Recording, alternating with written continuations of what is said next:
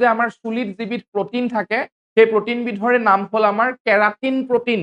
Keratin protein আমাৰ চুলিত থাকে আৰু যদি কেৰাটিন প্ৰটিনৰ পৰিমাণ যদি আপোনালোকৰ চুলিত কমি যায় তেতিয়া আপোনালোকৰ কি হ'ব চুলি সৰা দেখা পোৱা যায়। এতিয়া কেৰাটিন প্ৰটিন আপোনালোকে প্ৰটিনযুক্ত খাদ্য খাব লাগিব। যদিহে আপোনালোকৰ খাদ্য তালিকাত কাৰ্বহাইড্ৰেটছৰ পৰিমাণ বেছি আছে আপোনালোকে কাৰ্বহাইড্ৰেটছৰ পৰিমাণটো কমাই প্ৰটিনৰ পৰিমাণটো বঢ়াই দিব। প্ৰটিন বেছি খাব।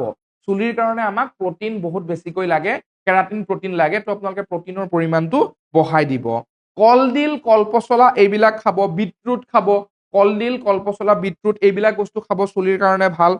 নাৰিকলৰ গাখীৰ আপোনালোকে চাবচোন, নাৰিকলটো যেতিয়া আপোনাৰ ৰুকনি বা আপোনালোকে তাক সৰু সৰু টুকুৰালে যেতিয়া উলিয়াই পেলাই যেতিয়া আপোনালোকে চেপি দিয়ে এটা বগা ৰঙৰ ৰস ওলায়, ঠিক দেখিবলৈ গাখীৰৰ নিচিনা, সেই গাখীৰটো আমাৰ বহুত ভাল হয়। নাৰিকলৰ গাখীৰ যদি আপোনালোকে চুলিত লগাই আপোনালোকে এটা বিৰাট ভাল ৰিজাল্ট পাব।